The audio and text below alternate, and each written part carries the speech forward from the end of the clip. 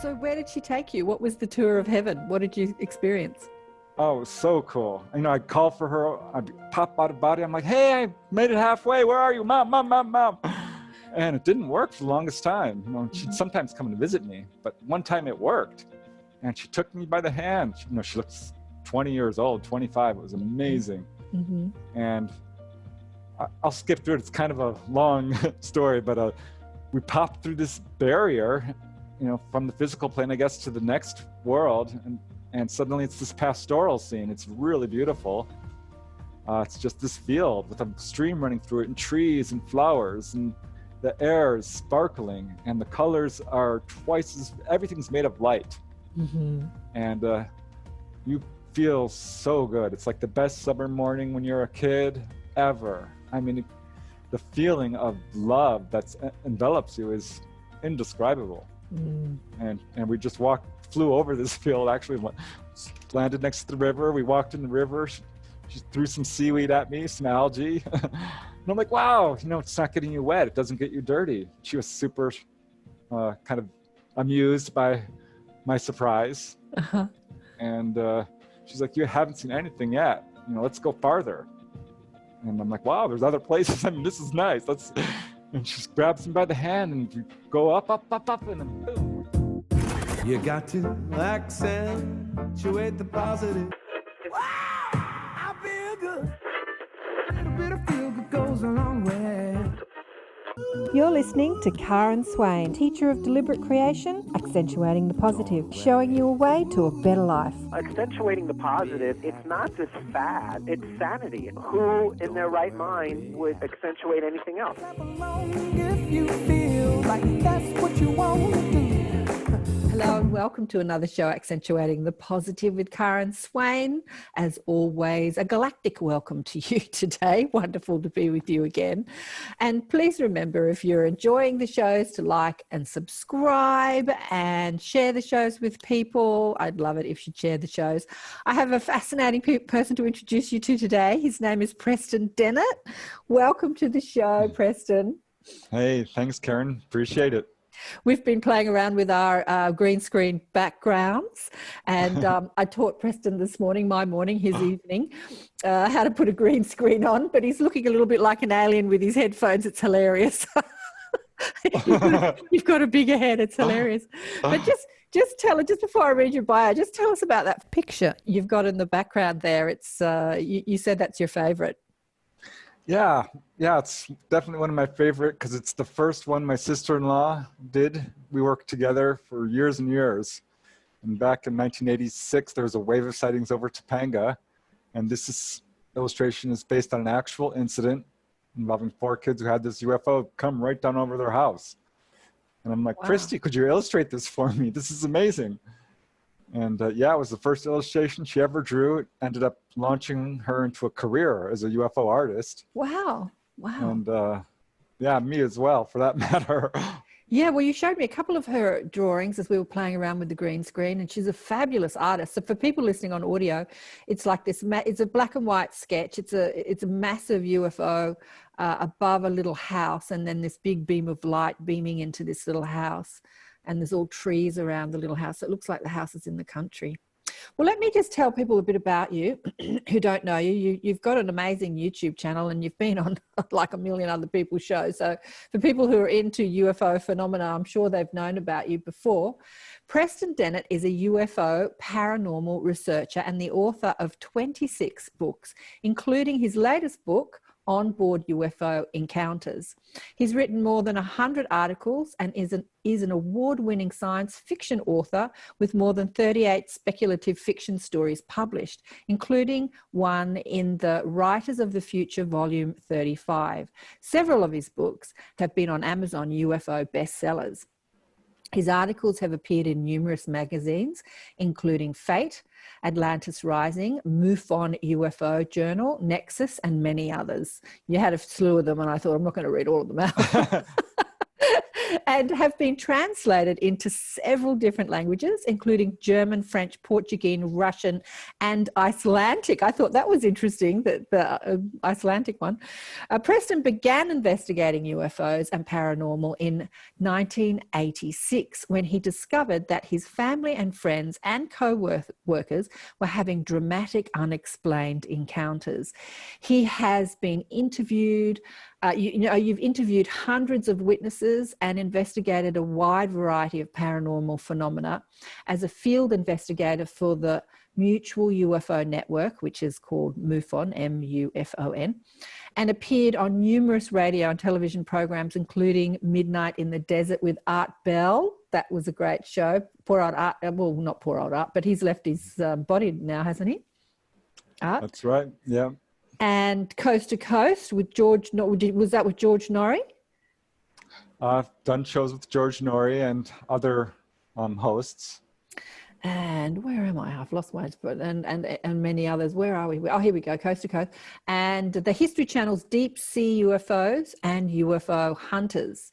His research has been presented in the LA Times, the LA Daily News, the Dallas Morning News, and other newspapers. It's interesting that the mainstream media have looked into what you're doing. That's kind of exciting. And you've taught classes and lectured on various paranormal subjects across the United States. You currently reside in Southern California, where you continue to write books about aliens or off-world beings, both fictional and real. You can find Preston's website at Preston Dennett, spelt DENNET.weebly.com. You know, I discovered you on YouTube a while ago, and then a friend of mine sent me your show talking about healing with the ETs. And as somebody who works as a healer and a spiritual teacher, that really pricked up my interest. And I was fascinated by it. And you had so many encounters of people that had been healed by ETs. And one of them really stood out for me, and that was Dr. Reverend Michael Carter. And I just felt like to reach out to him. So we had Michael on the show recently. I think he contacted you, didn't he, and said thanks? Yeah, he did. He's a great guy. I love him. And so let's talk about how it began with you. You just started listening to people's encounters. What was happening when you first sort of started being interested in this? I really wasn't interested. I hated UFOs because I just did not think they were real. Right. I was pretty sure. You know, I was pretty sure the stars were too far away. Yeah. I've always been very scientifically minded, and I just know that you can't travel between stars unless you have a faster than light engine. Right. Yeah. So I think they do. And how it all went down actually is I heard a report in the news about a sighting over Alaska. This was mid-November 1986. I remember it vividly. The whole family was there. And this pilot just describes this UFO. You know, this is a commercial jet airliner. That was a big sighting, but the news just kind of joked about it. And it intrigued me just enough to ask my brother, and because he had said he'd seen a UFO, and I didn't believe him. And he described this incredible encounter. He chased a UFO down the road, you know, a metallic saucer with colored lights, a dome. I'm like, Marco. This was your brother that chased a UFO down the road? Yeah, my own brother. I'm like, Marco, you got to be kidding me. He's like, no, you know, I was not alone. My friend was there, Greg and Phil. You can talk to them if you want. And I knew who they were. So yeah, I called them up, and they were happy to speak with me actually.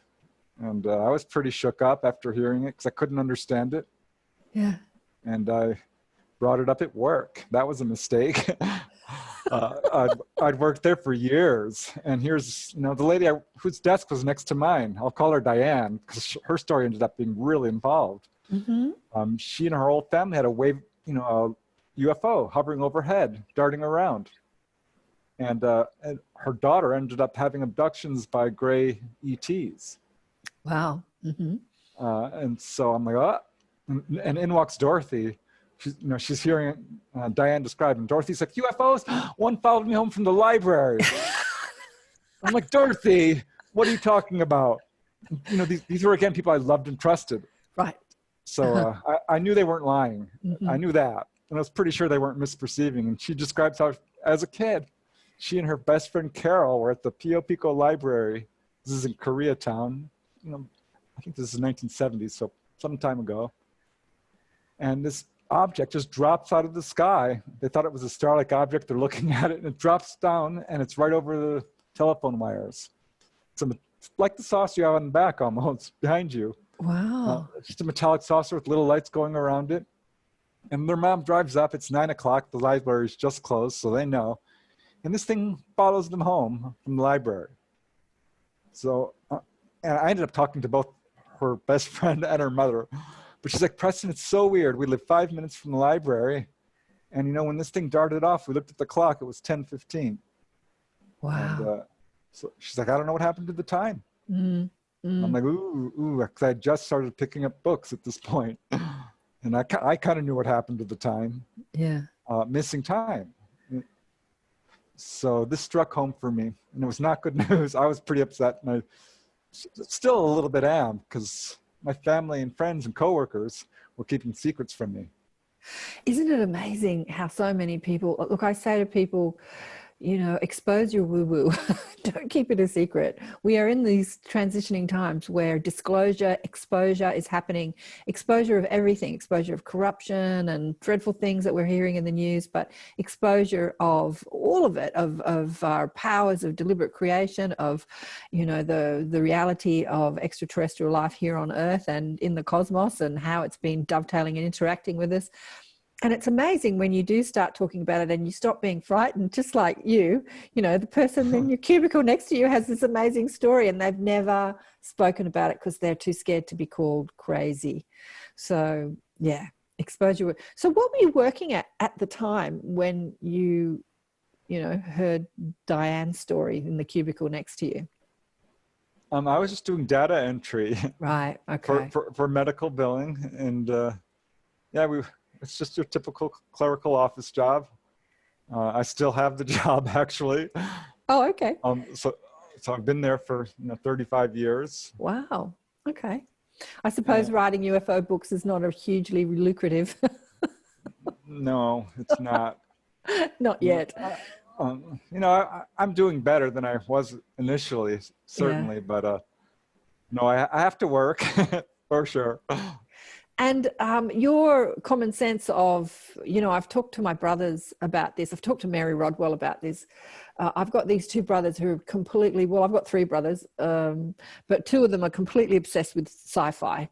Unbelievable. And I've asked them about UFOs, what do you think? And they have the same logic as you.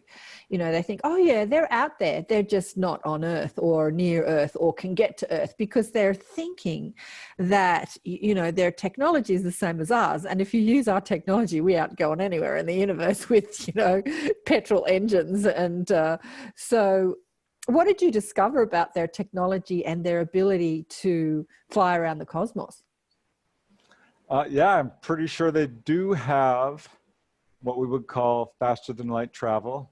This could be, not necessarily traveling at light speed, but sort of going through wormhole type thing. Wormholes. Gravity technology.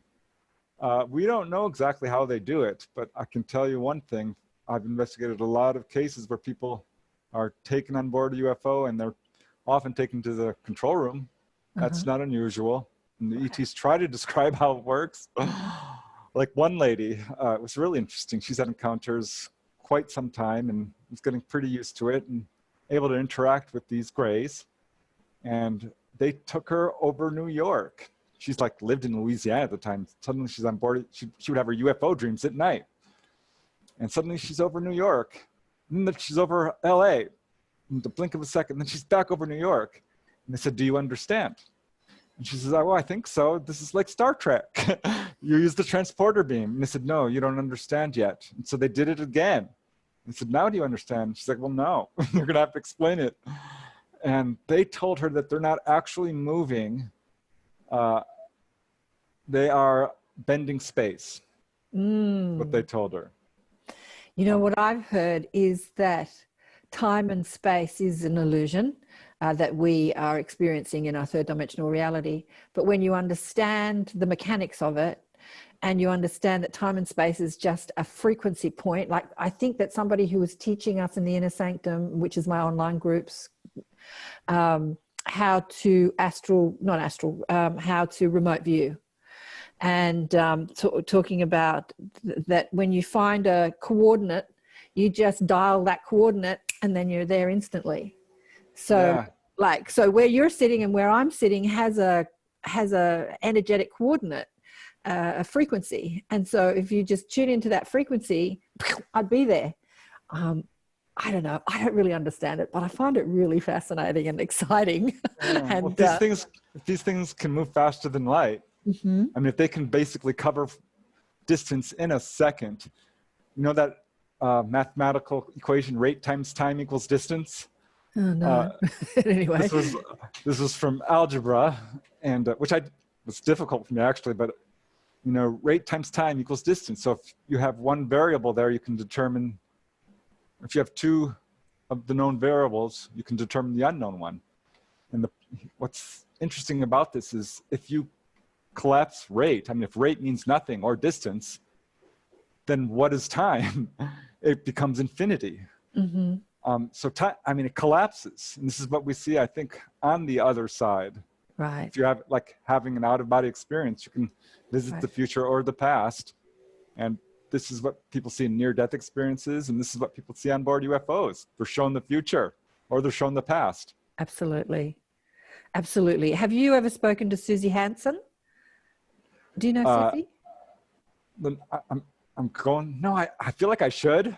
Yeah, you absolutely should. So she's a New Zealander and she's traveled, you know, around the world doing a lot of talks. She wrote a book called The Dual Soul Connection. Yeah, I have heard of that book. Look, she's on a slew of, you know, committees and stuff. And anyway, which I can't remember those details, but I remember her story. So as a child, she was up on ships and she has memory of this. And she hasn't actually had too much regression. It's mostly just conscious memory.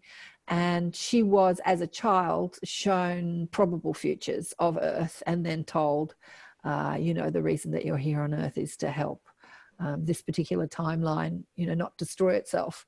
So I've heard that so many times, both in NPEs and people that talk to angels and people that are on ships. And so it's interesting. They can. Very common theme. Obviously, the ETs are very worried about our environment in a number of different ways. I mean, nuclear proliferation, pollution. They talk about our warlike ways and aggression. Mm-hmm. And so many. Yeah, that's their number one message, I would say. Absolutely, really. So that's a question. You've answered a question before I've asked it. What would be their number one message? Clean up your acts, kids. Clean up the environment and stop fighting each other. Would you say that would be their number one message? Yeah, they do give very personal messages too. I mean, one guy, he was taken on board. These were Greys again.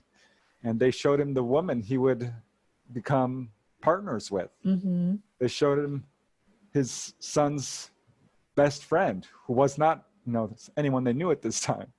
I talked to another guy. He's like, they showed me my house. You know, they showed me my wife. He's a little kid. He was a little kid.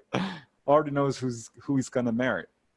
Wow, that's fascinating. But I guess that many of them are the ETs themselves who have elected to incarnate into a human form, which is like pretty much everyone I've spoken to, Penny Kelly, Susie Hansen, all of them, to be part of a program that is helping humanity in so many ways, to clean up their environment, to stop, you know, clean up their consciousness, to clean up their human body, like the hybrid program. What do you know about the hybrid program? Yeah, and this is a great question because people are like, oh, aliens are going to take over the Earth. I'm like, well, they kind of already have. You know, I mean, that's who we are. Yeah. You know, and we're trying to save the Earth. And so the idea of, you know, hostile ETs coming down, and because this is a worry about hybrids, apparently. Or to some researchers feel like the hybrids are going to come down one day and take over. That's us. We've done it. We're all hybrids. We're not, you know, hominids or ape-like creatures. We're hybrids of that body, and we've taken over the Earth. So we've already done it, right? Yeah. I think that's exactly what's happening. The ETs have been kind of manipulating our genetics for years and years, upgrading us. And I think they are upgrading us. Because this speaks towards UFO healings. This is just so interesting to me, because the human lifespan has basically doubled over the past 100 years, right? We know this. And this guy from Florida, Jim is his name, has regular encounters with grays. He's gotten pretty used to them. One day he has an encounter. They come down. He's in Florida, Gainesville, Florida. And he says, well, if you're going to take me, fix my hernia. I've got this hernia here. And they said, and I'm almost directly quoting, we know of the condition you speak and we will repair it. One sentence. And they did. Just go ahead, and they did it real quickly. And he didn't really see how they do it, or he didn't describe it. But he next asked them was, why are you taking me? Why are you abducting me? And they said, oh, we are interested in your genetic propensity to live a long time. And I thought that was very interesting. And so did he, because his grandfather was 106 and still kicking, doing great. Right. And I have to tell you, real quick, so many experiencers have told me, I feel like my health, my long life is due to my encounters. I hear that many times. Absolutely. But, 106 is not a long life to them. Well, when you say them, we can't talk about one, because there's just infinite amount of thems, aren't there? But too many of the particular ETs that are engaged in planet Earth. Do you know what, let's just talk about, and saying greys is like saying humans. I mean, how many different types of humans are there? It's the same with greys, right? But do you know how long they live? No, we've gotten various indications that it's, 100, 200, 300 years, but we don't know. I know that there are scattered encounters out there where people describe very old looking grays.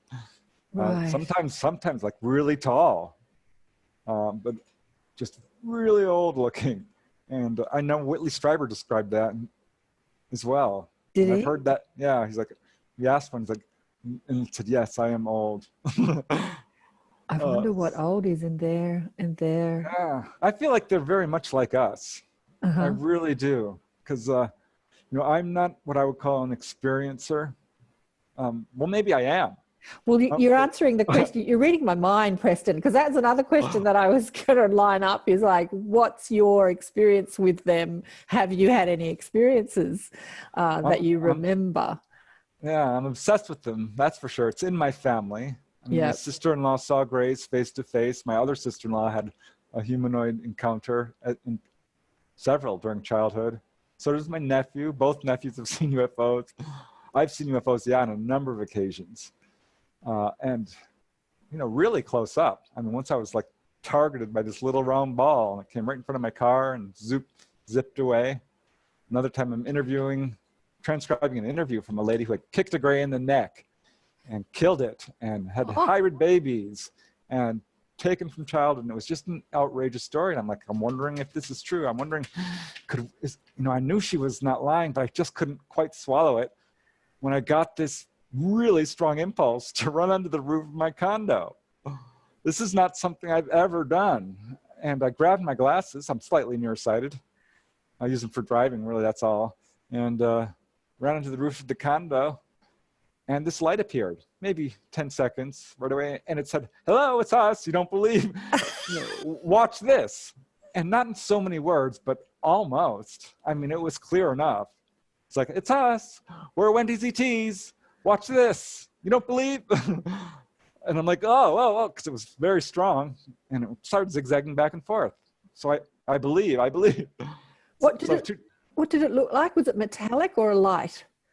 No, it's just this big orange not fiery, but orange globe, about the size of maybe 5 feet. It was big. Wow. It's hard to tell. It was close. It was like right across the parking lot over the LA River there. And I'm on the 3rd story. It's almost at eye level. Wow. Did you, when it said, hello, we're Wendy's ETs, did you question them? Like, where do you come from? What do you look? Are you physical for? Like, did you ask them any questions? No. I was like, wow. you're real. Look at you. and by that point, you know, it was a 30-second, well, maybe not quite 30 seconds, but almost long sighting, long enough. I mean, it darted back and forth 10, 20 times. It Wow. was a long time. So how long ago did that happen to you? How many years ago? Oh, that was 20. That was a while ago. Yeah, probably even a little bit, 25 years ago.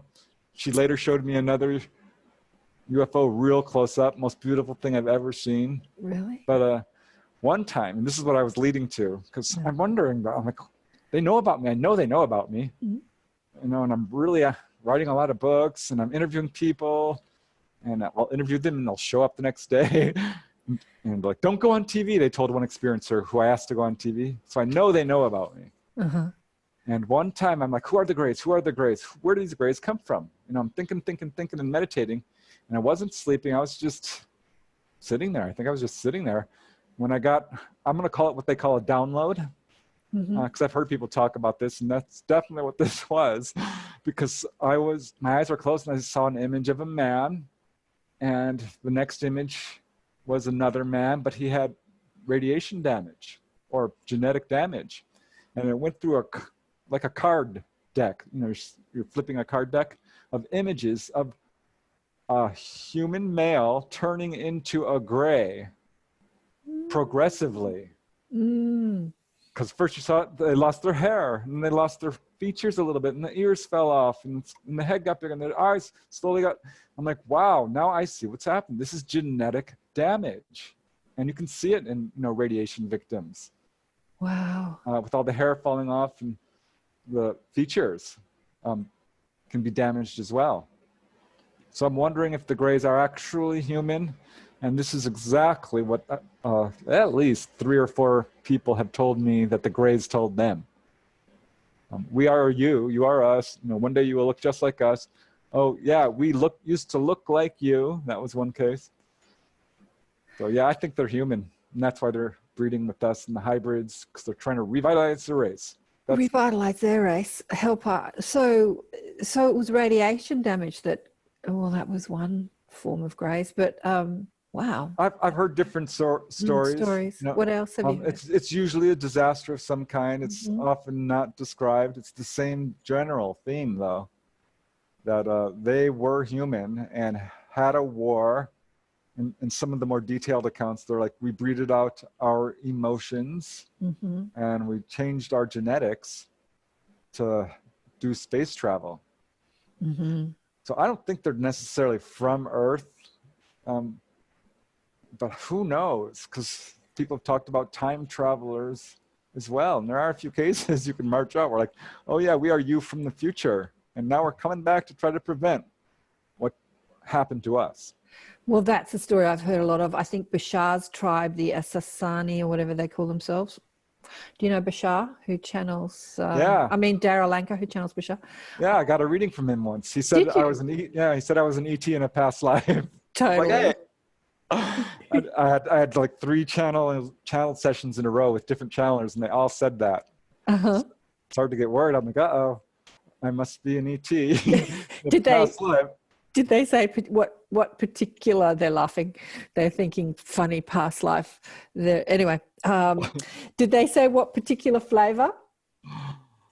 No, but I've had some, you know, out of body stuff. A lot actually, and sometimes I'll like look in the mirror or something, and I'll see like an ET face. And once it looked almost reptilian. I don't want to say that, but because the reptilians have such a bad rap. But yeah, I'll see like strange eyes sometimes. So I don't know what kind. I was asking my mob about you this morning before we came on, and they told me that you sit on the Galactic Council, and that your soul has been many different flavors, many different races, and that's why you're so I don't know, connected, prolific in the work that you do.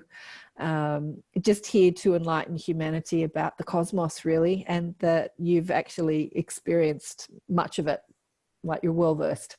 So you might think that you're this little human. But you're so much more than that, Preston. So that was interesting. I wondered if you knew that. I was going to ask you, have you ever had any regression sessions? You've had some channelings, but not regression sessions. No, I haven't. And I always said I wouldn't unless I had a clear-cut case of missing time. Mm-hmm. And then I was thinking, about that time that little ball of light came down in front of my car. I actually don't remember driving home. Right. And I feel that's just an early sighting, 1994. I was pretty new to all this. I would have turned around. I had just left my brother and sister-in-law. I just left their house. They were 2 minutes away. I should have turned around. I would have, but I didn't. I don't remember actually what happened. So that's weird. And I actually forgot about it. The whole thing I forgot about until maybe a year later. So yeah, I haven't had missing time. That's cool. I'm on the Galactic Council. I love that. that sounds right to me. I'll take that because I feel like I am on a mission. I really do. I feel very strongly about this subject. I came to this world kind of knowing what I was going to do. I knew I was going to be a writer from a very early age and tell amazing stories. And I thought it was going to be science fiction. Which it is as well. You've got like 38 science fiction books, haven't you? Or science stories, Short stories. I haven't written a novel, but no, I was not able to become a science fiction writer. I couldn't do it.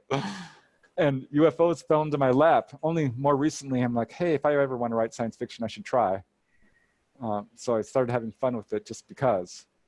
But really concentrated on UFOs from the beginning and have had weird dreams where I'm like with other ETs. And I feel like if I don't put out a book, they get on my case a little bit. I know your work is extensive, absolutely extensive. And it's so exciting really that, for people that are just waking up to the reality of ETs, they just need to look at your body of work and it's just like, wow, how could you ever entertain the thought that there's no other life in the cosmos? I mean, when you see you and all the other information that's out there and listen to people's stories, it just seems crazy to entertain the thought that we're alone. And yet the people that entertain that thought think we're the crazy ones. So who's the crazy one, really? Wow. Yeah, we're still not quite where we need to be, are we? But we're actually really close. We're getting there. When I was asking about you this morning, they showed me this parade of all these different types of ETs that you had basically been involved with. Just tall, big ones, big sort of monstery looking ones, little tiny ones, just like this parade of all these different ones. So it was really fascinating, interesting. I don't actually I was sitting in the backyard. This is just November 4th. Let's see, is that where we are? September 4th. So 2 weeks ago? 10 days. And I'm meditating on all this. I'm like, why am I so into UFOs? This is driving me crazy. Sometimes I have to step back a little bit. And then I can't. I'm back in it. And I'm like, having a lot of attention right now. And so it's become a huge part of my life. And I'm like, you guys could at least show yourselves once in a while because this is ridiculous. And darned if this light did not appear. Honest to God, a big bright light. Almost not quite where I was looking, just to the right. And it moved across the sky like 2 or 3 inches. And I can't say I got a distinct message, but I kind of did, Okay, what was the message? You did get a message. Well, not like that time, but it was just like, here you go. All right. Hi. Here we are. Happy? That kind of thing. And I'm like, no, because it disappeared. I'm like, dudes, that's not enough. Come back. Why don't you show yourselves? What's going on? I won't be afraid. I might be, but I don't think I would be. Honestly. Well, okay. So what they're saying about this right now is that we will, but be patient. Really, they want you to be focused here as a human for the humans. And because their frequency or vibration or experience is more your home, if you connect to it too strongly, you might just go, oh, I just want to be back home again. And they really want you here, focused here. Is this making sense? Yeah, because I yeah. do miss it, and I can tune into that a little bit, I Mm, think. mm. And that's cool. Yeah. Yeah, that gives me some inspiration, because it is hard down here on Earth. Us little earthworms, it's not easy. Yeah, it's such a different vibe, it's such a different feeling and a different vibe. And I've spoken to many NDEs on the show, near-death experiences. And when we return to that, realm where we go when we leave our physical bodies, there's many different realms, but for the most part, wherever we go, unless you create a hell experience, it is a feeling that many people say that they have never even felt on Earth. This feeling of elation or bliss or comfort or connection or feeling nurtured and one with everyone. So, on Earth we explore separation, so we have this fear and feeling alone and feeling depressed, and that's kind of what we're marinating in. So when you do experience, and so many NDEs that come back to Earth and they come back into this vibration, all they can think about is dreaming about going home again, going back to that. So I guess it ain't easy being human. But it's fun. No, I get it. After my mom died in 1984, tragically, at a fairly young age, 49. Oh, I started having dreams about her. okay. And I picked up a book on out-of-body experiences, Robert Monroe's book. He's super famous. And he gave exercises on how to do it. And I did the exercises, and they worked. I started having out-of-body experiences. And I'm like, this is super exciting. I'm going to go find my mother. I'm going to go see if she's still, and I was eventually able to do it. And she took me on a tour of the heavenly realms over and over again. I got really good at it. Wow. Have you written about that? I have one book. It's my only autobiographical book. Oh, okay. Well, What's that one book called? Out of Body Exploring, A Beginner's Approach. And I can't recommend, I've been to the other side, and it is the best place ever, ever. I mean, you can't even describe it. That's how nice it is. So where did she take you? What was the tour of heaven? What did you experience? Oh, it was so cool. I'd call for her, I'd pop out of body. I'm like, hey, I made it halfway. Where are you? Mom, mom, mom, mom. And it didn't work for the longest time. She'd sometimes come to visit me, but one time it worked. And she took me by the hand. She looks 20 years old, 25. It was amazing. Mm-hmm. And I'll skip through it. It's kind of a long story, but we popped through this barrier, from the physical plane, I guess, to the next world. And suddenly it's this pastoral scene. It's really beautiful. It's just this field with a stream running through it and trees and flowers, and the air is sparkling, and the colors are everything's made of light. Mm-hmm. And you feel so good. It's like the best summer morning when you're a kid ever. I mean, the feeling of love that envelops you is indescribable. Mm. And we just flew over this field, actually landed next to the river. We walked in the river. She threw some seaweed at me, some algae. And I'm like, wow, it's not getting you wet. It doesn't get you dirty. She was super kind of amused by my surprise. Uh-huh. And she's like, you haven't seen anything yet. Let's go farther. And I'm like, wow, there's other places. I mean, this is nice. And she grabs me by the hand, and we go up, up, up, up, and then boom, we're through another barrier. And this, I'm thinking, is a higher realm. I don't know. Or different frequency. Yeah. But it felt like a higher frequency for sure. Because we pop out in this place. It's so beautiful. Oh God, how can I describe this? It's this endless field of quartz crystals, kind of. Okay. Rose quartz and crystals as big as a house, and little fine sand, and super bright. And suddenly my vision is 300 degrees, or full. I can see all the way around, 360 degrees, I should say. And I'm like, wow, I'm just a little disoriented. I'm like, Mom, and she's like, look over there. And it was way off in the distance, several miles away. And suddenly my vision zooms. You have zoom vision. And I could see in detail and any distance. And she's like, watch this. And she points to the ground, and she turns it orange. I'm like, wow, it's this bright, bright orange. And she tells me to eat it. I'm like, you want me to eat it? All right. I scoop it up and I put it in my mouth. And it tasted like orange soup, but more orange than I think than I've ever had. And Pop Rocks candies. I don't know if you had heard of Pop Rock candies. Yeah. So yeah, I mean, it goes on, but she took me back and we sat down on this bench and we were in the heavenly realms. I'm like, I want to stay here. She's like, well, you know, you can't. And this is all very telepathic, very impression, no actual speaking. Yeah. She's like, it's time for you to go. I love you. I love you. I love you. And I'm like, ah. And I got this tunnel appeared and I got pulled down it.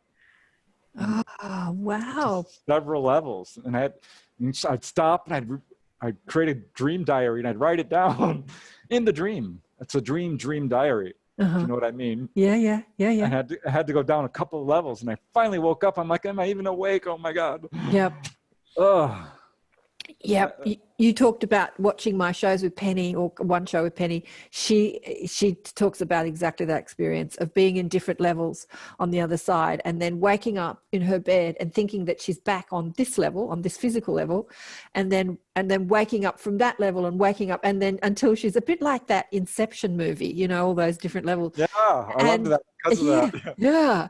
And then waking up and like, okay, am I back in physical 3D reality yet? You know, just kind of being a little bit confused that, you know, there are all these different levels of experience and realities, and this is all connected to the UFO stuff too.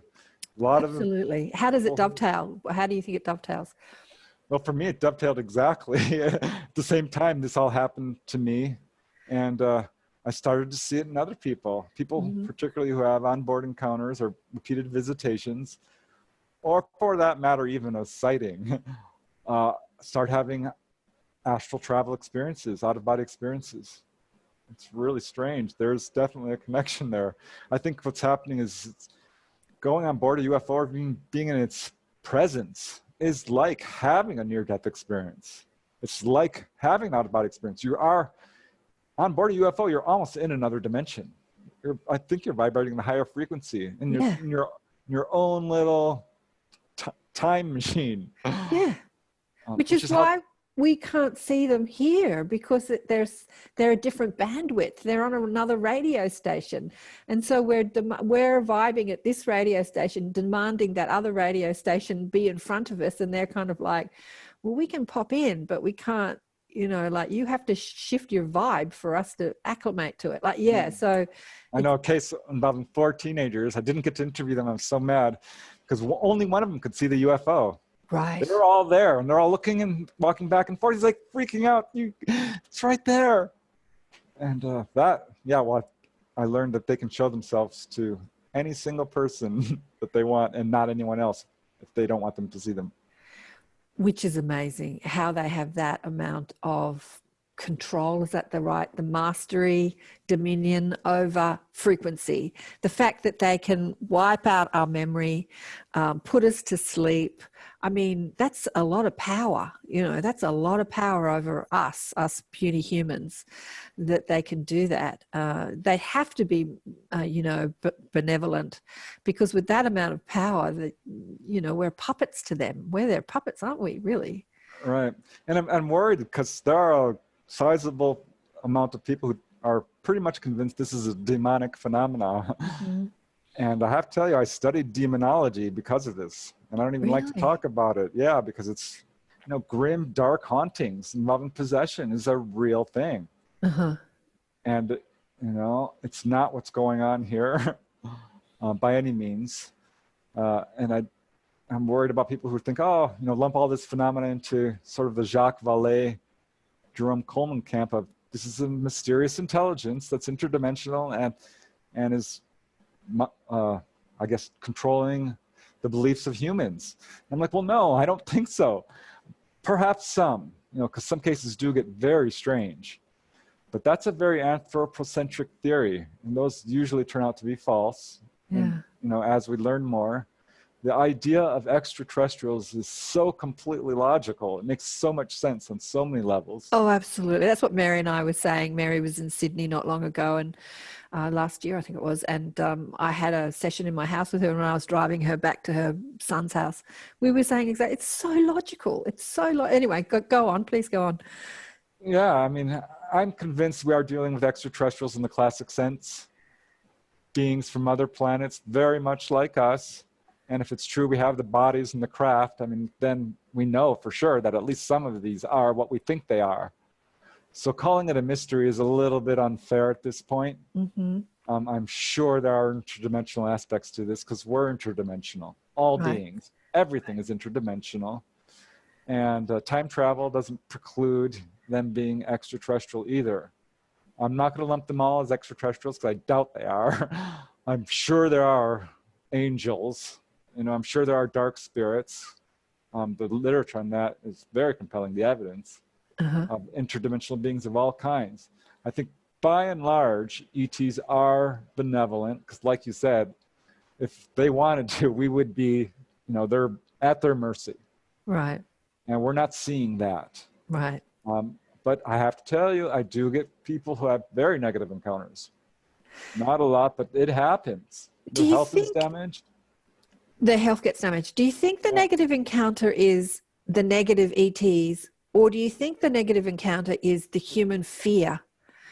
And they've experienced, like one of the ladies I had on the show that I can't remember her name, it'll come to me in a minute, said that she was experiencing so much fear when she was getting taken. And then she wrote a book called From Fear to Love. And then she realized that it wasn't a negative encounter, it was just her fear. And when she started seeing these people as, you know, more benevolent than malevolent, she had a completely different experience, and then she realized that they were really loving. So what's your idea on that? Yeah, I see that quite a bit as well. But I do. And I see people who have the identical experience, essentially, in its details, and have completely different reactions. One's like, oh, you know, I'm fine with it. And the other was like, oh, no, it was terrible. And I always ask people, like, what do you think? You know, are these evil? Are they here to take over? And almost nobody says so. I don't see sadism. You know, I don't see torture. I don't see anything like that, which we do. yeah, But there are cases like down in, gosh, where Brazil had some harrowing accounts of people being struck by beams of light and suffering pretty severe radiation sickness. Okay. And like one case which occurred in Kentucky, Sandra Larson, Louise Smith, and Elaine Thomas in the 70s had a very harrowing encounter in which they had missing time. Their car was sucked up into the sky. It was terrifying. They were screaming. They were set back down. They all had burns and nausea, weight loss, some hair loss. And under hypnosis, they recalled a very harrowing examination. One of them had her eyeball pulled out and put back in. Another was bending their limbs. And none of them enjoyed it. It wasn't anything fun or nice, you know? So there is an aspect of, you know, there are people being kidnapped and people being physically examined in ways that is pretty traumatizing. Yeah. That's hard for me to say this is okay, because I'm not going to. It's not okay. You're not allowed to do that. You cannot kidnap people without express conscious permission. I mean, maybe they made a deal in the past, you know, before they were born.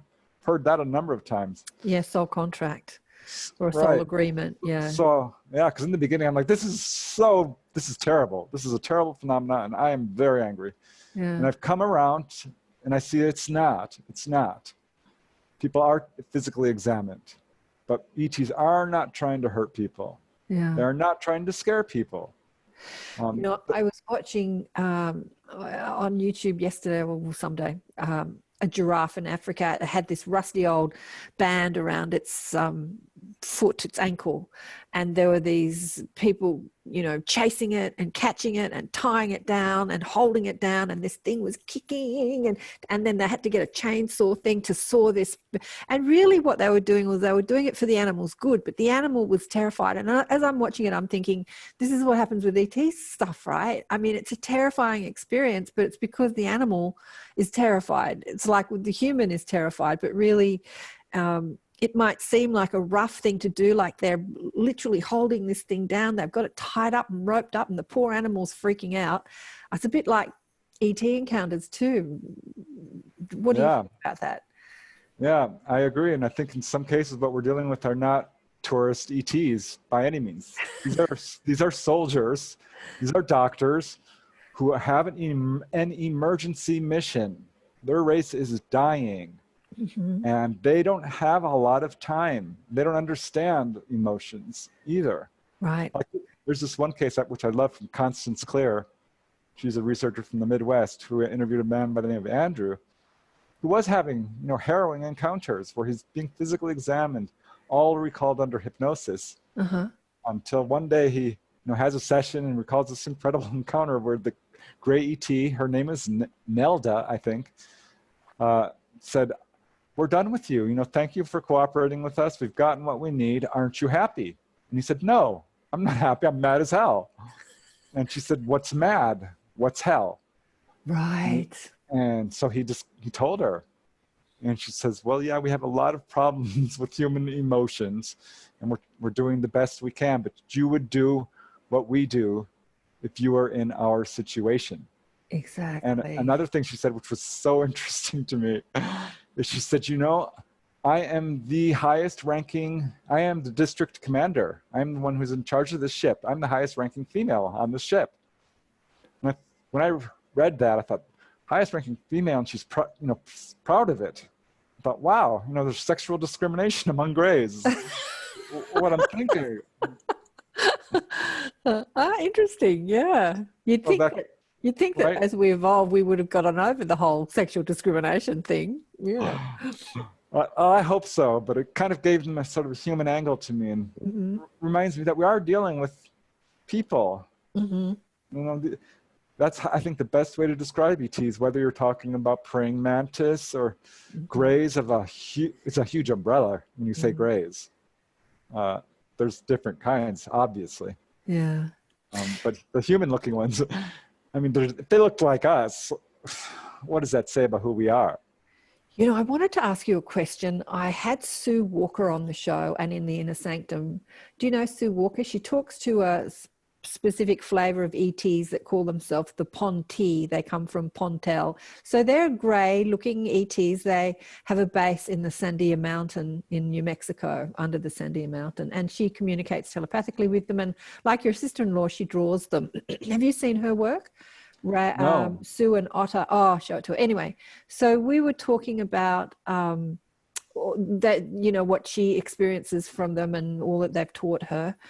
And she said that 50 years ago, August next year, there was a treaty put in place with them, I don't know about all the rest of them, that said that ETs were not allowed to be photographed and this treaty finishes, or agreement finishes in August 2021. And I'm wondering, with all your research and over the years, have you seen less in the last 50 years, like photographs of ETs, than in the research that you've done before? Like, is that something that you've noticed? Photographs of actual ETs or UFOs? Oh, both, really. Yeah.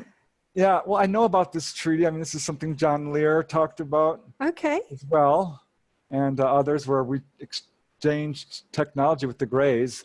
And the deal on the Greys' part was that they're not allowed to publicly reveal themselves. Right. So I think that kind of ties in. And there's a case in Japan where the ETs told this guy, I was so interested and I heard this case, it was very vividly detailed. And the ETs told him that is true, that there is a deal and we are not allowed to reveal ourselves. But until when? Next year? Like August next year? Hey, that sounds good to me. It feels like it's coming. Certainly we get that message from a number of onboard experiencers that there will come a time of open official contact. Yeah. And I do feel like they're doing that because there's this publicity campaign that's been going on for 70 years now, since about 1950, where they reveal themselves in waves of sightings. Yeah. And I just find that when I watch like your work and other researchers' work, a lot of the photographs and stuff with ETs is like in the 40s and the 50s. It's like prior to this 50-year agreement where there is actual photographic evidence of bodies and stuff like this, or ET. Yeah, I do love the older photographs, and the new photographs these days are just so hard to trust. Do you think because they're like Photoshop or whatever? Yeah, I mean, we know a lot of them are. It is just rife. I mean, the internet is filled with it to the point where I won't comment on UFO photographs unless I can talk to the actual witness who is willing to stand behind what they took. Right. Like one guy I interviewed, he's in my latest book, On Board UFO Encounters. He's managed to photograph them fairly recently. Really? And it looks like just this kind of a little disc. You know, it's not enough to convince any skeptic, but if you talk to the guy, you can see he's obviously sincere. So he's photographed the craft or the ETs themselves? No, just the craft. Just the craft, right. But there are, I think this, Stan Romanek case, despite its controversy, there's a selfie taken by an ET, which I find very interesting. I haven't seen that. I've seen the little grey at the window when he's videoing and he runs away from the window, and then a little grey pops up in the window and looks in and looks down again. My favorite ET photographs of all time are probably Jeff Greenhaw. He's a police officer from Falkville, Alabama, who was called out to, I believe it was a UFO sighting, and saw this 7-foot-tall silver tinfoil humanoid on the road in front of him and snapped 4 photos. They're all over the internet. Oh, I haven't seen those. And they've never been debunked. Mm-hmm. The poor guy lost his job over this. His house burnt down. His wife left him. He was chased out of town. Really? Why? Because he said it was real and people said you're crazy. I don't know the exact details behind it, but it was clearly because, backlash in these photos, which he, refused to back down from. Right. You said before that we were talking about how they have the ability to control our minds and that you don't see that happening. But there is mind control happening on this planet, but it's not from the ETs. It's from others, like it's from the humans. Just what you said, that all these awful things happened to him because he said something was real. That's a form of mind control. That you come out and say, I spoke to an ET, and then everybody says you're crazy. Well, the people that are saying that, they're under this mind control. It's absolutely a concerted campaign, and they spent a lot of our tax dollars doing it to make UFO witnesses look like liars and fools and drug addicts and stupid. And it's so angry. It's really disingenuous because they know full well this is a real phenomenon. And that's just the wrong thing to do on so many levels. They really badly bungled this, our military and governments around the world. And they're paying the price for it now. Mm-hmm. That's why your work is so important, Preston, and that's why you're so obsessed with it, I suppose, because it's important what you're really. We could be living in a much nicer world. We don't need fossil fuels. Absolutely. We really don't. I think I've been yakking to you for about an hour, and I still feel like I'm right at the beginning. I've been looking at myself, and my jaw is sort of like open when you talk. It's just like.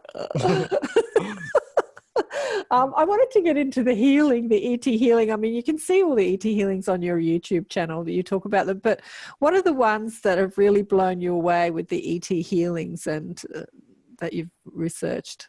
Yeah, well, I have to tell you, every time I hear one, it blows me away. Okay. I've kind of gotten used to it. Initially, I thought it was rare. I've kind of reversed my opinions, or at least changed them. I'm not sure it's quite 50% of all cases, because this is what the Free organization found. And I looked through their data, and I'm going to say it's probably closer to 20%, but it's definitely a consistent feature of, close encounters. And the first one that actually I knew about a bunch of cases, and I was going to write an article because there was this really cool case where these police officers were driving down the road in Damon, Texas, and this UFO shines a beam of light on their car. And one of them had just been bit by his son's baby pet alligator on his finger. Pet alligator, right?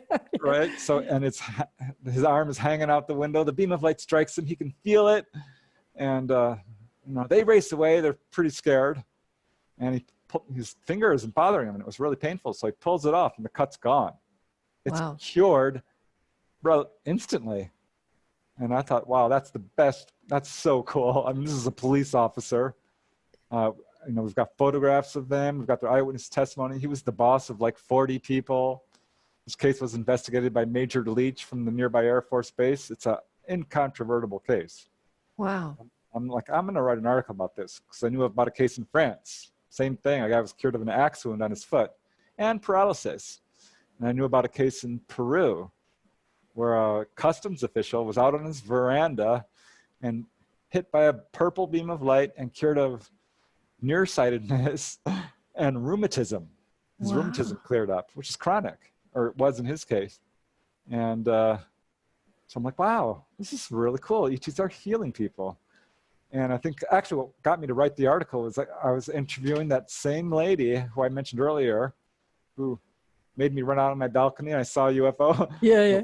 Wendy, yeah. who had reached out and kicked an ET. Well, she was diagnosed with a cyst in her fallopian tube.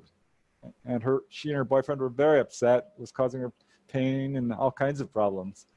And went and had an MRI, and there it was. And they're like, well, this needs to come out. And she scheduled surgery. And it was shortly before surgery. I think it was the day before, actually. Have to look that up. But I see this somewhat, it's what I call the last minute phenomena. These guys wait to the last minute. People literally on the way to the hospital or even in the hospital are sometimes healed. But she had hers the night before, and she doesn't really remember much except that they came, goes to the doctor, and they do the pre-op x-rays and stuff. And they're like, well, this is strange. We can't find your cyst. And she's like, really? And they're like, yeah. And it's really strange because there's this fluid here in your fallopian tube, which shouldn't be present unless you've had surgery. So you've had surgery, haven't you? And she says, no. And they became upset. And they're like, well, we know you did. We know you did because here the tumor's gone. And here's this fluid. And they're inspecting her and they're like finding laser scars on her abdomen. And they're like, what's this? And she's like, I don't know. And she just played dumb. But so she knew. She did know. So what's her full story? Tell us her full story.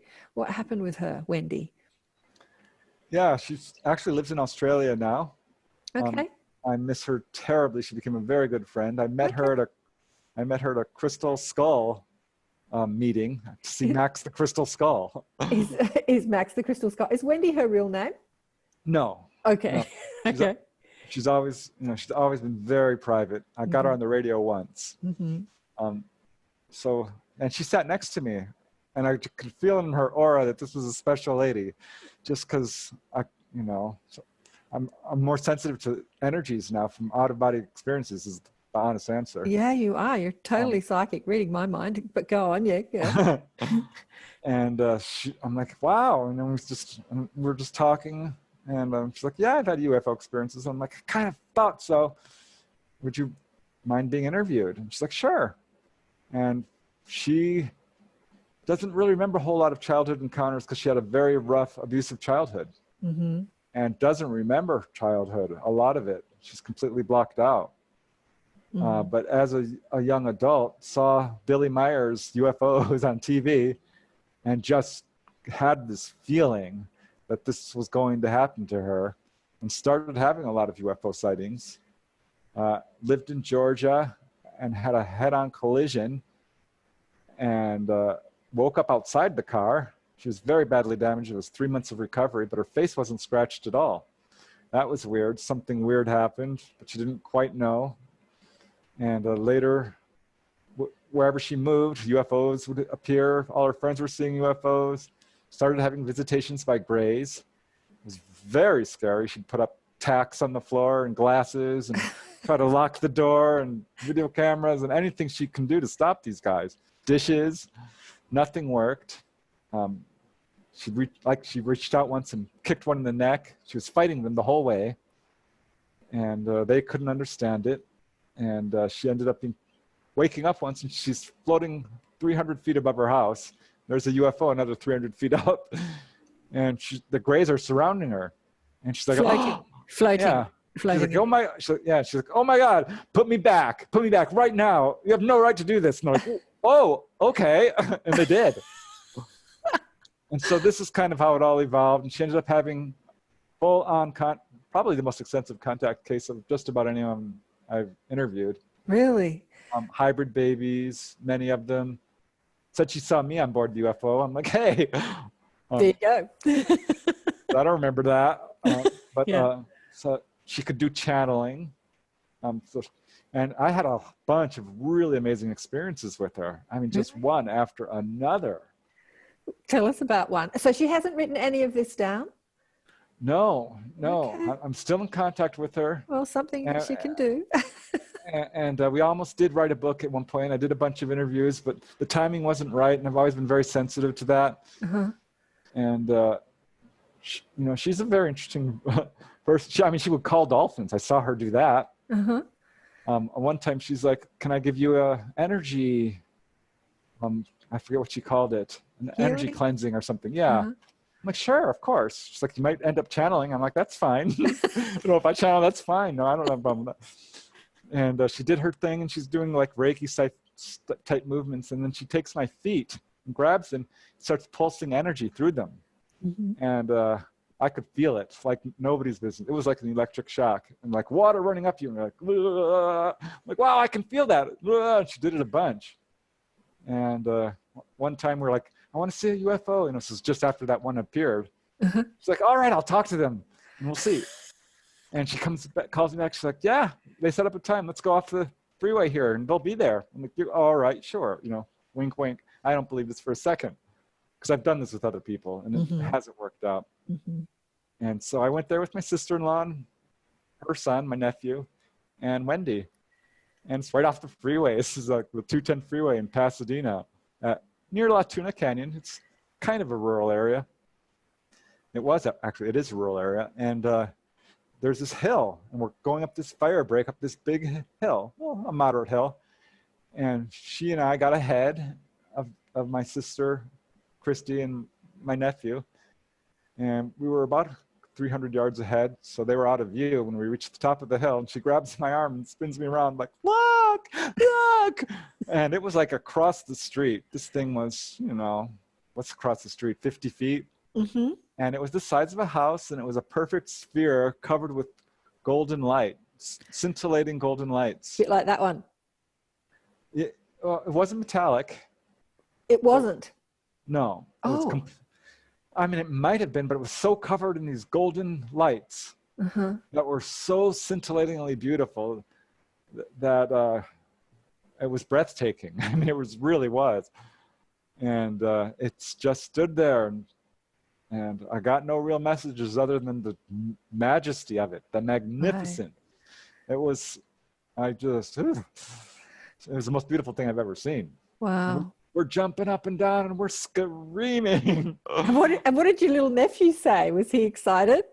He didn't see it. They did not know. He did not see it. It was just for her and me. And your sister-in-law didn't see it either. Oh, wow. So distressing because that would have been awesome, but they just missed it for whatever reason. Oh, right. I think the ETs really wanted to show themselves to me to prove her case, because it was important for some reason. So it sounds like the beginning of her story, she was a bit in the dark about who she is and why it was happening. And then she began to understand that it's all a part of her soul agreement. Because you said that she was really resistant and then fighting and putting glass out and everything. What was the transition from her did she have regression sessions? How did she start accepting it? What happened? Yeah, she did. She had regression sessions. Someone broke into her house, stole her hypnosis tapes. That was weird. That's right? Weird. That's weird. That's really weird.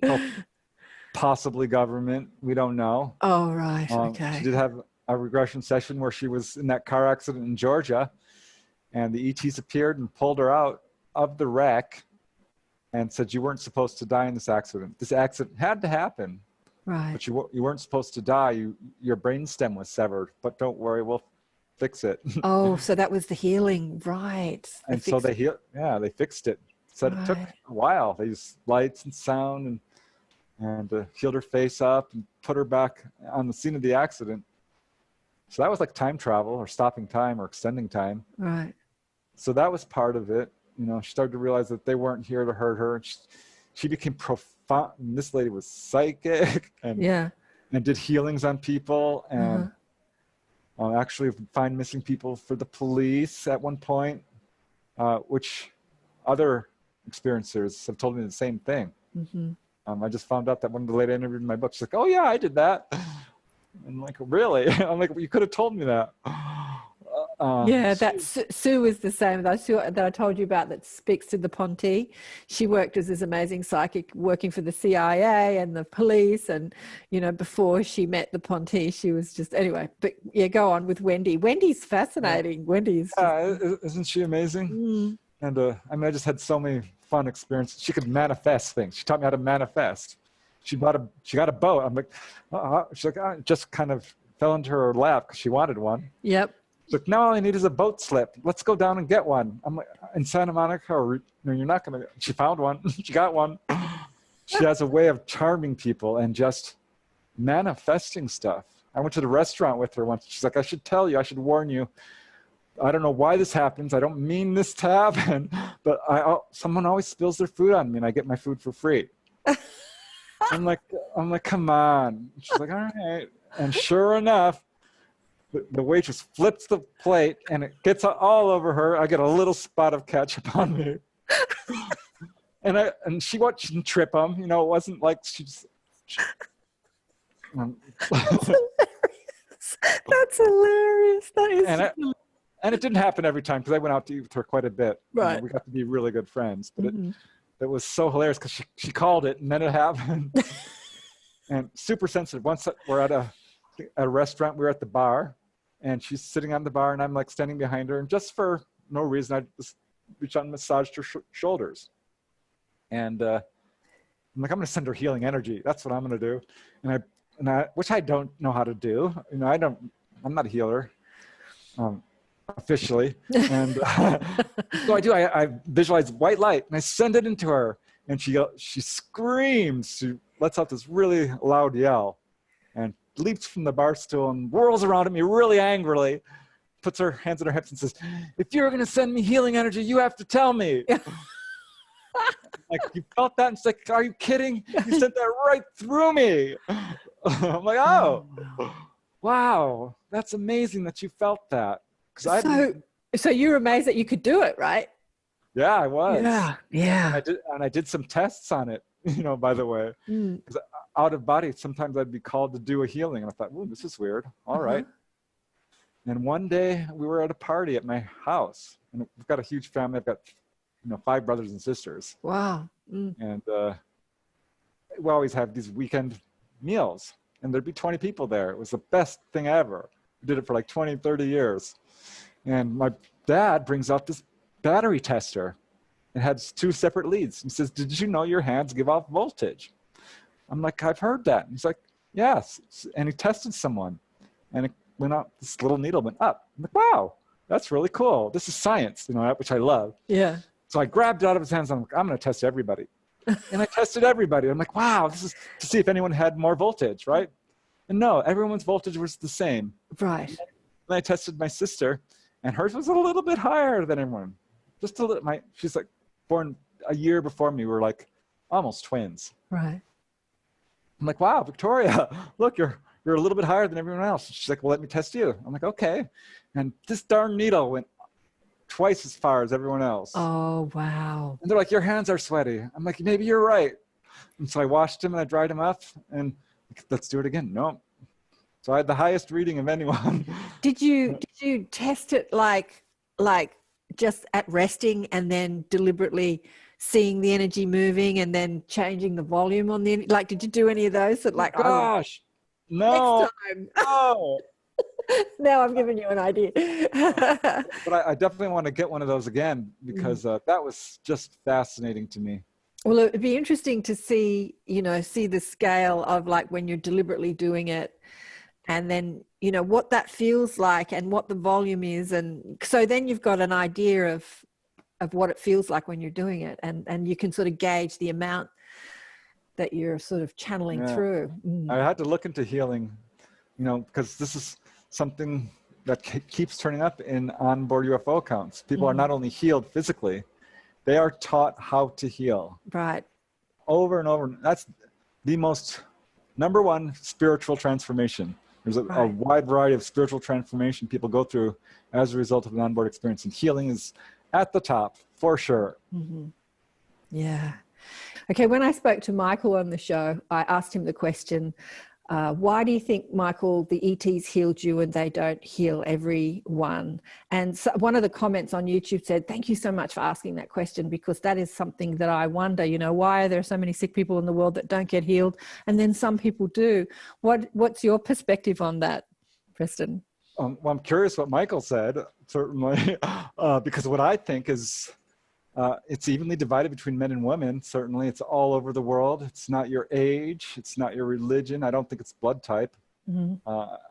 What I did find was a lot of the people who are having healings do have a long history of encounters. That's often intergenerational. Mm-hmm. So if you're a contactee, your chances are far greater, maybe 50% of the cases. But I'm searching for patterns, and finally I found it. It was your profession, your job. And that really surprised me. And I first kind of ran into that when I heard about the John Hunter Gray case. John Hunter Bear, his name was John Salter. He was a Native American who fought against racism and for, human rights, award-winning. And he had this really incredible encounter in which he was healed.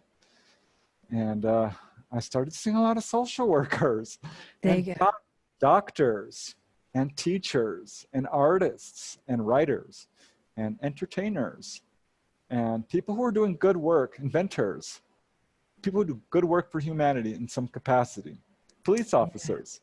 And one lady, I interviewed her, and she's like, healed by Grays. I'm like, have you any history of this? I'm like, she says, no, I've never. She had this really bad back after an injury, and it was chronic.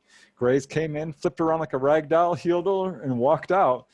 She said it was actually kind of scary because they didn't answer her questions and they just did it real quick. Mm-hmm. I'm like, well, what do you do for a living? She's like, well, I was originally an art director, worked in art. I'm like, oh, well, that kind of makes sense. She says, but my passion is human rights and animal rights. Right. There it is. There it is. There it is. And, well, I'll tell you what Michael said. He said something similar. He said, well, it just depends on people's, I don't think he used these words, but sacred contract, I suppose. It just depends on people's soul, what their soul has sort of, set up, and everyone's different and blah, blah, blah. He didn't really go into it too much, but he did say that had he not had that healing, he wouldn't really have had evidence of his contact, like evidence that he could show. And so all his family and his doctor knew that he had this big blood clot on his leg, and then 1 minute it's there and he needs to have an operation, and the next minute it's not. So there was absolute evidence of what he was talking about. So for him, very much it was evidence, both for him and for his family and the people he was speaking to. And also, just like you said, I asked my mob that question, like, why? And they said, well, basically, they, especially the people that have the agreements with them, the specific flavor or race of beings, that they want them to fulfill their life contract and the good work that they're doing here on the planet, basically. And so they help them with their healing so that they can fulfill, because, we come down into this dense world and we worry and we stress and we eat the wrong foods and we're bombarded with environmental pollutants. And so it's easy to get sick. And so they just help us along for the people that are a part of this world, that are uplifting the world, really. So yeah. And I have to tell you, I think most people who are healed don't even know it. I really. Yeah, I mean, I documented 300 cases, and most people don't talk, so you can times that by 100 easily. Right. And I think it's a lot more than that. Oh yeah, absolutely. I was doing a little bit of yoga this morning before we came online, and actually, even before I got on the mat, I had this Chinese master show up, and he was beautiful. He had these elaborate robes on. Oh, he was beautiful. Anyway, I was on the mat, and he was totally teaching me about healing. And I thought, why are you doing this just before I'm about to go on with Preston? And he goes, healing is so simple. He was just teaching me how simple it is. He said, everything is just energy. Everything is just frequency.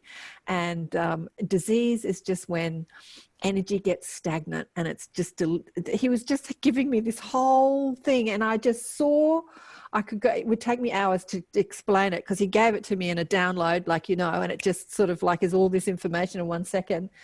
And it just, the whole thing just opened up to me, and it just seemed so incredibly simple, so easy and simple. And I'm thinking, this is what the ETs know. Even though this guy didn't appear to me as an ET, it appeared to me as a Chinese master with all these flowing robes. But yeah, I think that humanity, look, this is what we're going through on our planet, Preston. You know, we're going through this whole disease thing, and everyone's scared. And if we understand how simple healing is, we can't go through what we're going through right now. We can't be controlled through fear of getting sick. You know, we're under this huge control drama at the moment with the fear of getting sick and the fear of dying. It must be an important thing that humans need to learn. Yeah, boy, all those drug commercials on TV with all those horrible side effects. Right. That's part of all of this, and our drug companies are on my naughty list. And yeah, we're dealing with some people who don't have our best interests in mind. Yeah, there's greed, and there's money. There's some very low energies. But ultimately, I think this is good news because a lot of people are at the point where like, this can't go on. I cannot live like this. And when there's an illness, it's always a balancing, you know, because something's out of balance. Yeah. So this is and what happens is it's amazing. People suddenly are very close to their families now. That's a really cool side effect of all this. Or the pollution that's dropped by a third? Yeah. And all these wonderful, and the exposure of corruption, and like, and we're like ready now. Now we're ready to heal. Yeah. It's extraordinary. I was walking down a road up the road from me, busy street with lots of shops, and there was a couple of my favorite vegan, you know, food shops that were there. And I thought, I'll go and get a tofu pocket from Iku, and it's closed down. And then the vegan Indian place, it closed down. And then I'm like, kind of sad for me, you know, in my personal, poor me, I can't get my favorite food. And then I looked down the street, and I realized that over half the street, the shops were shut. You know, they're finished, gone, out of there. They just collapsed.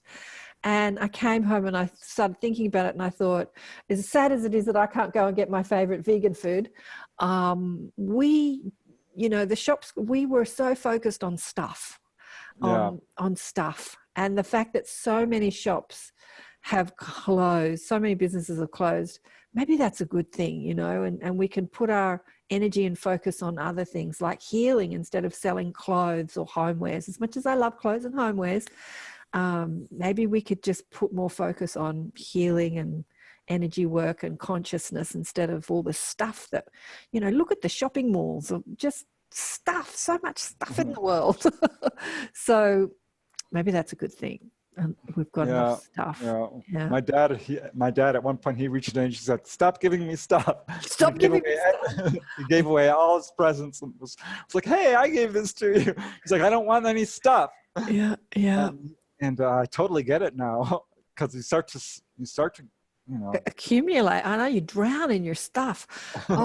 I've got so many other things I could ask you, but let me just get back to Wendy for a sec. Why did she move to Australia? Why did she move to Australia? I believe it was love. She fell in love with someone? Cool. She fell in love with a sheep farmer and 4 kids. And he ended up leaving her, and she raised the kids herself. Oh, no, really? Yeah, and they're adorable. So she moved obviously a long time ago to Australia.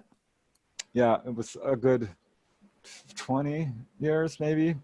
Well, darling one, we just have to get you down under when we're all allowed to fly. You'll have to come and visit Wendy and maybe do some lectures down under. Would you like to do that? I've always loved Australia. I studied it when I was a little boy, the Aborigines and everything. Yeah, I would love that. I think it will happen. I feel it. I'm suddenly feeling it. You're feeling it. I'm going to have a guy on the show called Stephen, I can't remember his last name, who talks with the Indigenous elders. And I was listening to him talk the other day. He's going to talk about this Palladian box that's supposed to open on the 21st of December in Uluru. It's a crystal box that is going to change the resonance of this world, the human resonance. It's going to shift the resonance of this world. Anyway, I'm going to talk to him about that. But I keep hearing things like that. Yeah. He was saying that he doesn't call the Aboriginals. This is what fascinated me. He said, because when you put ab in front of something like abnormal, it means that you're not normal. And he calls them the originals because original, he calls them the original people instead of the Aboriginal people. And I just scratched my head the other day and thought, oh, wow, I had never thought about that before. Like we call them Aboriginals, which is supposed to say the original people of the land. So anyway, I'm going to now start calling them the original people instead of the Aboriginal people. Yeah. Which they are. I mean, aren't they the longest original people? Totally. The longest civilization connect. Yep. Mm-hmm. Yeah. Absolutely. Oh, dying one. It's been just a joy. Anything else you want to tell us before we go? There's just so many stories in you. Just that UFOs are a very important subject. They're obviously real. If you don't think so, you haven't done your homework. And I think we're going to be seeing disclosure ramp up. I really do. And I think we're moving towards open official contact. Yeah. And I think we're going to have a very different world. And I'm super excited about the possibility we do move into, quote, the fifth dimension or a higher frequency or something that becomes fundamentally different in the way we perceive things, because this is a theme that turns up quite a bit. And I'm excited about that. Yeah. And I think we're in for good times. I really do. Good times to come. I had Kevin Briggs on the show a few times, who is an experiencer, a lifelong experiencer. He speaks to a group of 8 who are on a specific council, galactic council. One's a grey, one's a mantid, one's a sort of avian-looking type, one's a tall white. Anyway, I can't remember. They're all different flavours. And he's had contact since he was a kid, and they're asking him to be a part of the disclosure. And he set a date for the 1st of Feb this year that they were supposed to disclose himself. Went to Washington because it was supposed to be a meeting between the UN. It didn't happen, unfortunately, but they're talking to him all the time. So anyway, it is imminent. It is imminent. I guess that maybe this treaty or agreement needs to finish before that they can do that. Anyway. All right. Well, I'm looking forward to it. I am. It's been a very, very interesting year. So I just feel like things are going to get more exciting as we go on. So you're getting lots of people reaching out to you to put them on shows lately? Yeah, well, I mean, a lot of people who are having encounters contact me, and a lot of people are contacting me, about some of the YouTube videos I'm putting out. Like, oh, this happened to me and that happened to me. I'm so glad you put that out, because a lot of people have nowhere to turn. There's no official body, Absolutely. Yeah. Oh, dying one. Again, it's been fabulous. Thank you so much for being on the show and sharing some of your wisdom and your stories with us. My pleasure. Thank you. I had a blast. It was fun. Wow. Wasn't Preston fabulous? I just went and got a cup of tea in between finishing the show with him and coming back to talk to you. What a wealth of information. And just reiterating for people that want to find out more about him, PrestonDennett.weebly.com is his website, which is one of those free websites. Anyway, and his YouTube channel is, I guess if you just put in Preston Dennett on YouTube, it'll come up. I don't know what his YouTube channel is called, but he's got a wealth of information on his YouTube channel, and talking about a lot of the cases, and also his books. You can find all his books too there. I'll put the Amazon link to some of his books, or to all of his books, I suppose, on my page on my website. if you're interested in some of the books. The one that he wrote, the autobiographical one, I should have got him to send that to me. I didn't even know he'd written that. It was someone that's got, 28 books or whatever. Where do you start? Where do you start? But that one sounds fascinating. Yeah, and if you buy them off my affiliate links, we get a couple of cents and it supports the shows.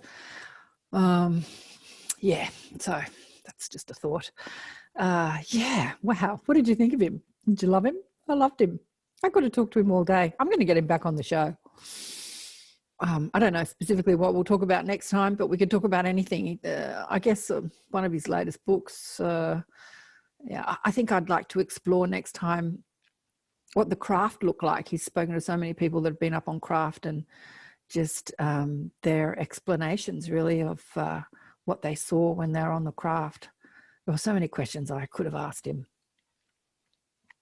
Fascinating. He was saying, after I turned off the recording, that he was all excited and energized after the conversation. And it's like 7 o'clock at night there for him. So he's got to wind down, have dinner and go to bed, but he's all kind of like excited. Maybe he'll get some more downloads. What an amazing man. I don't think too many people who have interviewed him or had him on their shows have found out so much about him and what he has experienced, because he is a researcher, they're talking about his research and everybody else. But I just was fascinated to hear his story, especially the out-of-body stuff, and that he met his mother and was playing with his mother after she died in different realms, and she was giving him a tour of heaven. That was just, wasn't that fascinating?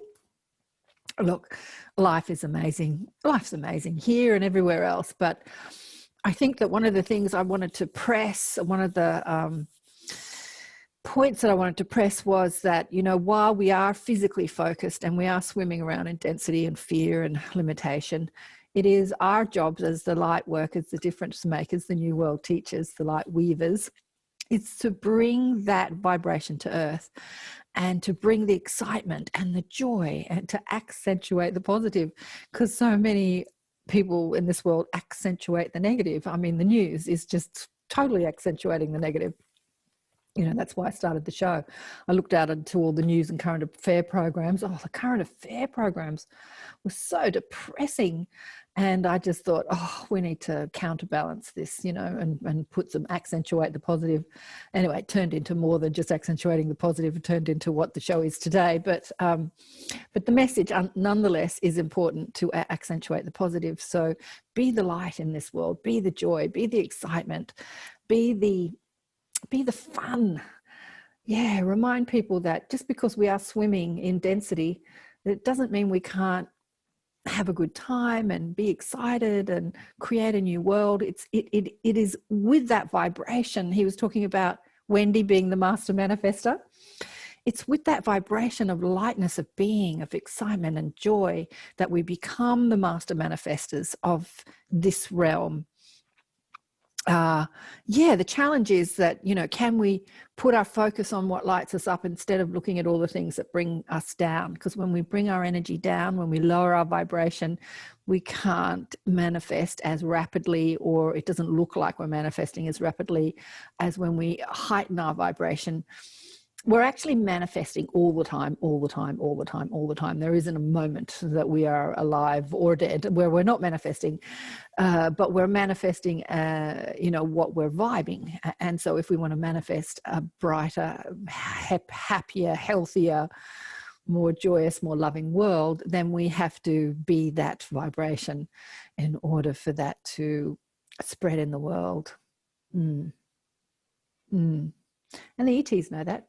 Some of them don't have the emotions that we feel, that we experience. And so to us, they seem emotionless, but they just don't have the variety or the of frequency available to them like us, like the Mr. Spock from Star Trek. He seemed like he didn't have any emotions, but he had emotion, just not as vast in the spectrum.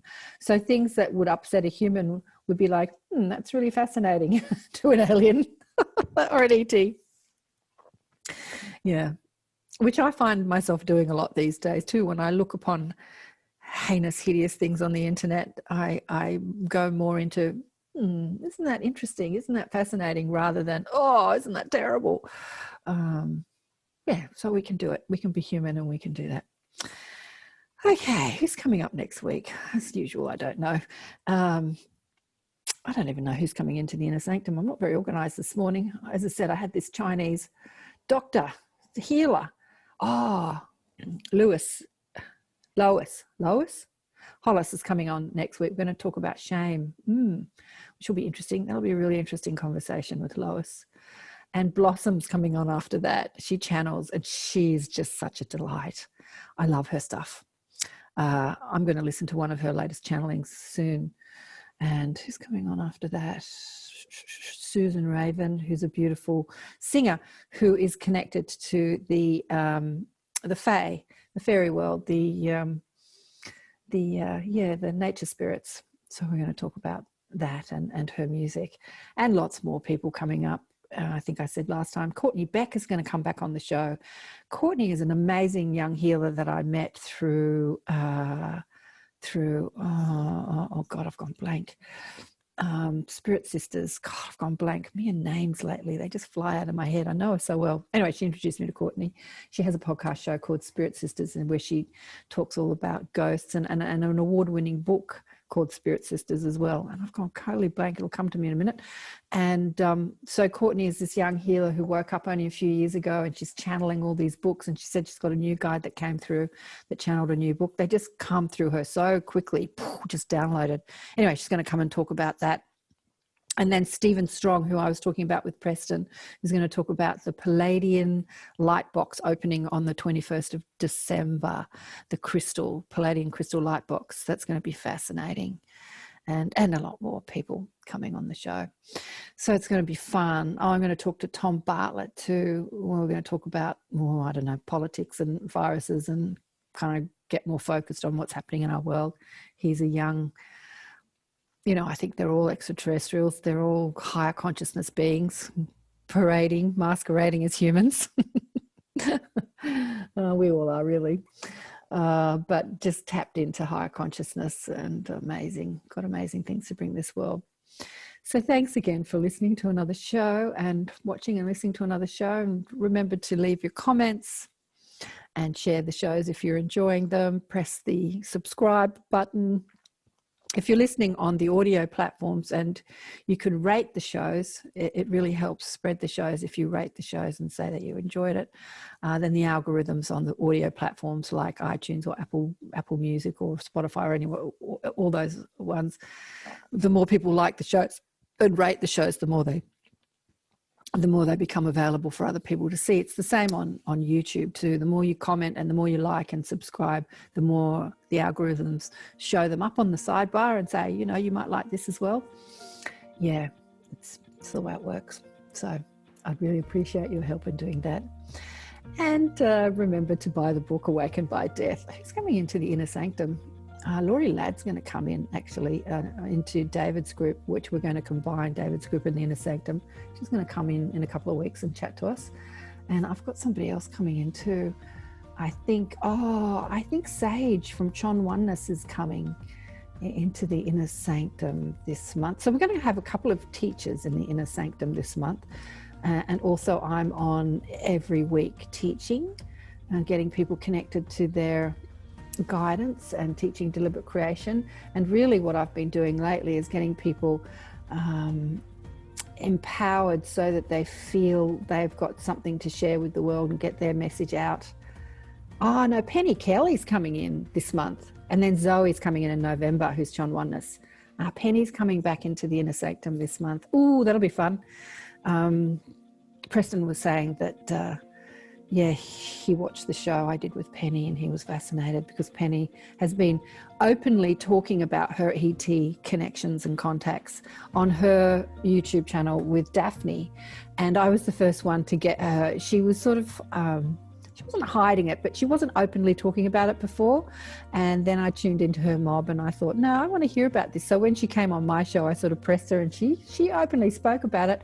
But she did say to me that she hadn't really openly spoken too much before my show. And then that kind of opened the door for her, and Daphne and her explored that on her show, her, you know, who she is, where she came from, why she came, and what her mission is, and all sorts of things on, she's been uploading a show every day.